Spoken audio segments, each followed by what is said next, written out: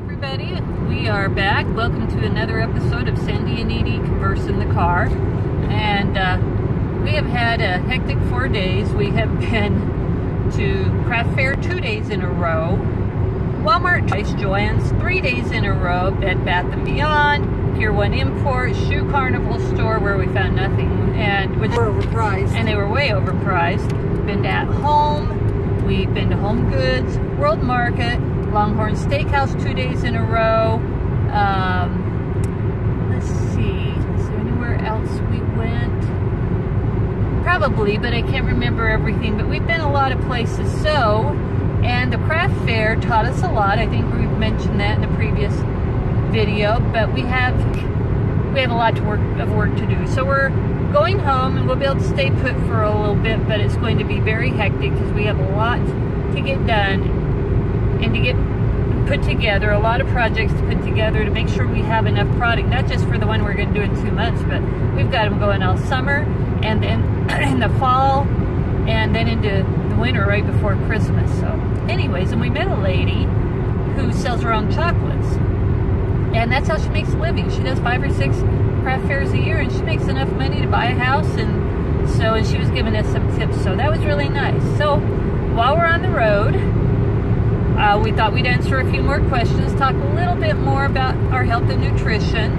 I was doing some reading after the video we did about allergies. I was looking at a site for a local person who practices in allergy elimination through holistic means. And on this site, they have, for their health and wellness center, an individual can be allergic to anything: food, drinks, pharmaceutical drugs, herbs, vitamins, water, clothing, jewelry, chemicals, paint, silicone, latex, plastics, whoops.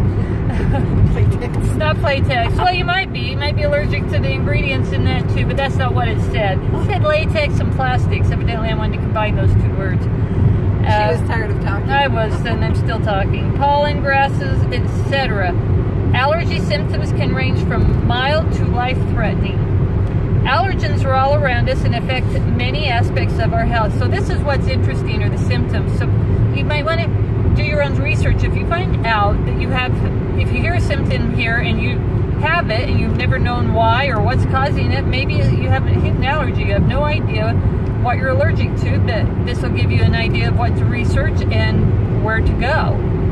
So excessive appetite is what a symptom. Falling hair, food cravings, general itching, headaches, fungus, hives, hormone imbalances, PMS, hypoglycemia, indigestion, IBS, insomnia, menopausal syndrome, migraines, mood swings, poor appetite, psoriasis, anxiety, asthma, weight gain, autism, and many others. So if those are things you feel like you should research, then I would say start looking for that online and do it with the additional information of an allergy and see what you find out, and see if there's somebody in your local area who can help you heal that naturally. Because if you can eliminate the allergy, you'll eliminate a lot of health problems. And so that's kind of, in addition to the inflammation, that's the way we've come into this. And I think we still have some issues we've discovered that we've got to figure out ourselves. I still have hypoglycemia, and Sandy still has rheumatoid arthritis, though much better. Much better, but I still have sinuses and allergies that way, and that too can be a result of foods that you're sensitive to. So we need to go to another doctor who can help us find what our sensitivities are. Yeah, because clearly there's some more issues going on, even as clean as we're eating. But that's part of the journey, and that's the other thing we would like to say too, is we've had a lot of good comments, and we appreciate that. But your journey isn't going to look like our journey, and so it's an individual thing. For you, you're going to have to figure out what bothers you, and some of it's just by trial and error, which is what we did. You doing the meals we do may help. It may work just fine, but it might not too, and you won't have the same taste that we do. I know Sandy has a son who likes sweet potatoes, but he's highly allergic to sweet potatoes. He gets the whole almost anaphylactic. I mean, where hardly can breathe, which is really sad because we eat a lot of sweet potatoes. So, and they're very good for you. Yeah, so he's going to have to get those vitamins through another means. So those sorts of things you're going to have to do your own research, but hopefully we give you a little bit of a foundation to work from and figure out your own meals. So really the only rule on what we've done is to eat clean, one ingredient foods as close to their source as possible, either hanging off the tree or coming out of the ground, or we do the grass-fed beef too. So we were also asked we had a comment about comfort foods. What do we do about comfort foods? And especially when you're having an issue, a stressful situation in your life, and those comfort foods are what brings you comfort.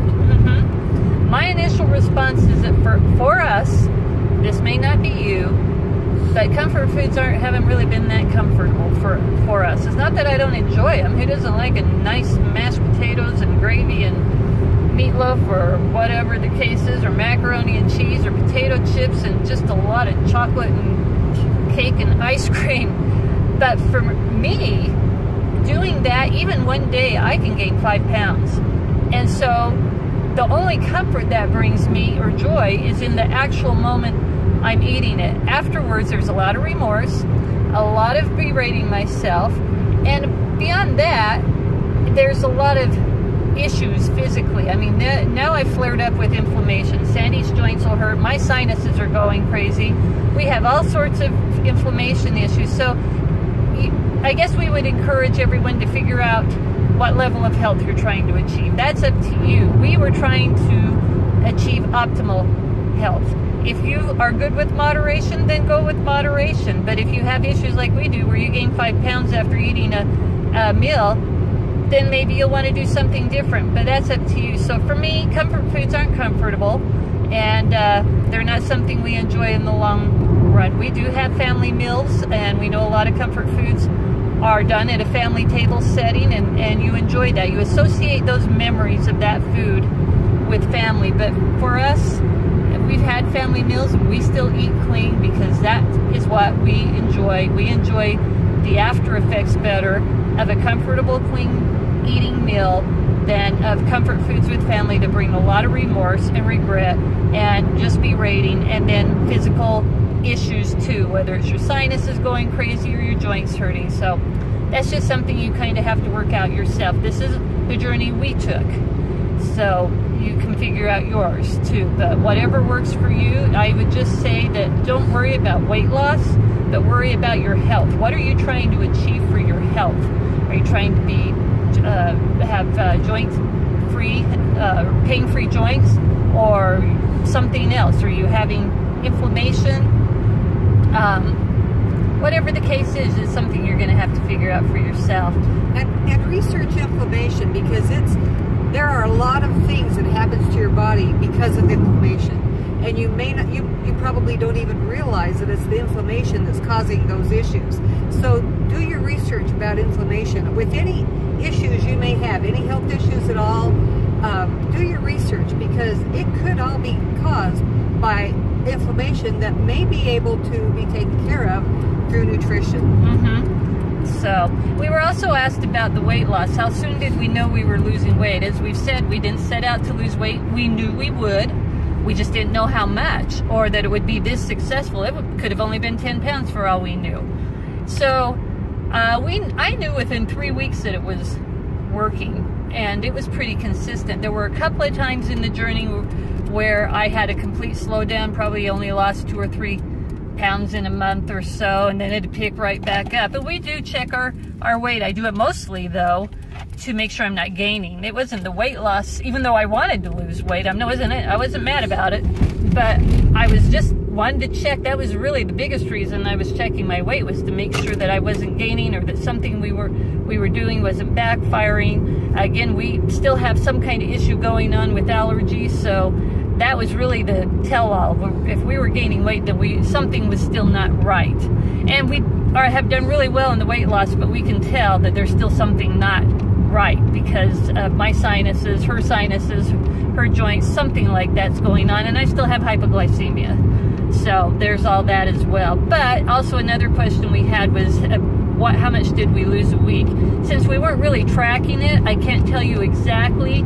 It took about 2.5 years for 200 pounds to come off of me, and Sandy loses really slow, but she also has a thyroid issue that I don't have, but she's always lost slower than me, and I was also much more heavy than her, so my weight came off more rapidly or faster. But I would say my weight loss, just by averaging that, was probably in the 2 to 3 pound a week area, but that wasn't every week, that's just the average. So hopefully that answers some questions, and we'll get back to you. And please leave more comments, ask more questions. We'll answer as best we can. We're not professionals, we're not doctors, so you take everything we say under advisement, do your own research, but hopefully our journey has told you a few things and giving you some ideas you had no idea where to look, and giving you a place to look. So that's it. Please leave comments and let your friends know about us, and we appreciate you following us.